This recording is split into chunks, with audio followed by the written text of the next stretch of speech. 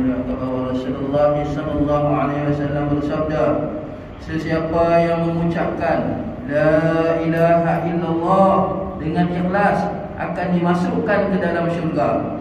Baginda sallallahu alaihi wasallam ditanya, apakah tanda keikhlasan itu? Baginda sallallahu alaihi wasallam menjawab bahawa kalimah itu mencegah dirinya daripada melakukan perbuatan yang diharamkan oleh Allah Subhanahu wa taala.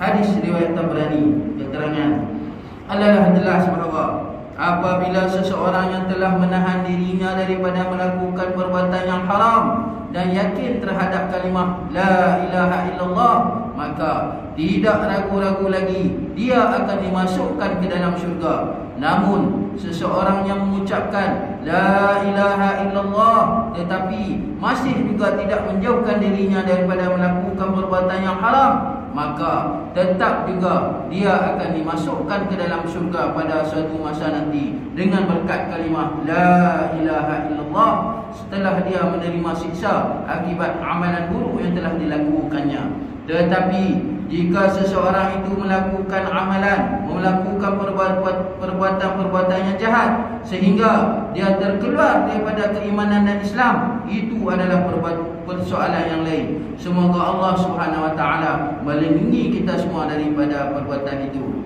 Faqih Abu Lais Samarqandi menulis dalam kitabnya Tanbih Al-Ghafilin bahawa sangat penting bagi setiap orang yang mengucapkan kalimah la ilaha illallah dengan sebanyak-banyaknya dan selalu berdoa kepada Allah supaya ditetapkan imannya serta sentiasa menghindarkan dirinya daripada segala dosa. Ini adalah kerana terdapat ramai orang yang disebabkan kesan buruk daripada dosa-dosa yang mereka lakukan, akhirnya iman mereka tercabut dan mereka meninggal dunia dalam keadaan kafir. Adakah keadaan yang lebih malang daripada seseorang yang namanya tercatat dalam senarai orang-orang Islam sepanjang hayatnya, tetapi pada hari kiamat namanya tercatat dalam senarai orang-orang kafir? Wal'iyadzubillah. Ini merupakan penyesalan yang hakiki dan amat dahsyat. Tidaklah menyedihkan terhadap orang yang sentiasa berada di gereja atau di kuil dan akhirnya namanya termasuk dalam senarai orang-orang yang kafir.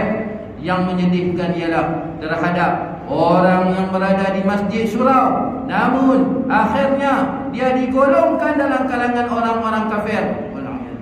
Keadaan ini berlaku kerana banyak perbuatan dosa dan perbuatan-perbuatan yang haram dilakukan ketika bersendirian. Terdapat ramai orang yang diamanahkan kepadanya harta benda orang lain dan mereka menganggap harta itu sebagai harta orang, tetapi mereka menyedapkan hati dengan alasan bahawa tidak menjadi kesalahan dipergunakan dahulu harta tersebut dan kemudian akan dikembalikan pada bila-bila masa dan boleh diminta halal daripada pemiliknya. Malangnya perkara yang diharapkan itu tidak berlaku, tetapi maut telah datang terlebih dahulu. Terdapat ramai orang yang telah tertalak isteri dan mereka menyedari hal tersebut, tetapi masih juga bersama dengannya, dan dalam keadaan demikian maut telah datang sebelum sempat mereka mendapat taufik untuk bertaubat. Dalam keadaan sedemikianlah akhirnya iman seseorang itu tercabut. Allahumma ihfazna minhu, ya Allah peliharalah kami daripada keadaan sedemikian. Dalam kitab-kitab hadis terdapat satu kisah tentang seorang pemuda pada zaman Rasulullah sallallahu alaihi wasallam yang hampir meninggal dunia. Rasulullah sallallahu alaihi wasallam diberitahu bahawa pemuda itu tidak dapat mengucapkan kalimah la ilaha illallah. Lalu baginda sallallahu alaihi wasallam pergi mengunjunginya dan bertanya kepadanya, bagaimana dengan keadaan engkau sekarang? Dia berkata, ya Rasulullah, aku berasa bahawa hatiku telah dikunci. Setelah diselidiki keadaannya, didapati ibu pemuda itu sedang marah kepadanya kerana dia telah menyakiti hati ibunya itu. Lantas baginda sallallahu alaihi wasallam pun memanggil ibu pemuda itu dan bertanya kepadanya, jika seseorang menyalakan api yang besar dan dia hendak melemparkan anakmu ke dalam api itu, maka apakah engkau akan menolong anakmu itu? Jawabnya, ya Rasulullah, pasti aku akan menolongnya. Lantas baginda sallallahu alaihi wasallam bersabda, jika demikian maka hendaklah engkau memaafkan kesalahannya. Ibu itu pun memaafkan anaknya. Kemudian pemuda itu disuruh mengucapkan kalimah la ilaha illallah, lalu terus dia dapat mengucapkannya. Rasulullah sallallahu alaihi wasallam mengucapkan syukur kepada Allah bahawa dengan sebab baginda sallallahu alaihi wasallam itu, pemuda itu telah terselamat daripada api neraka. Ratusan peristiwa seperti ini sering berlaku, tetapi kita masih tetap melakukan dosa-dosa sehingga kecelakaan daripada perbuatan itu merugikan kita di dunia dan di akhirat.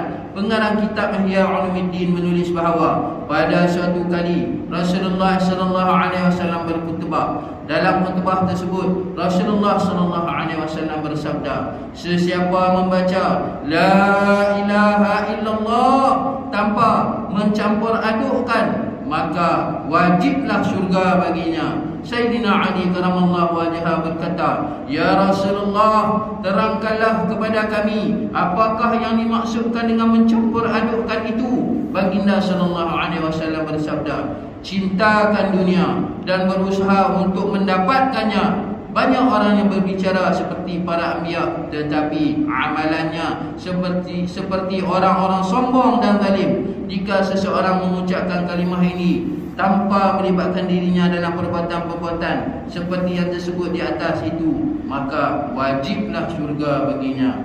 InsyaAllah, moga-moga menjadi pengajaran kepada kita.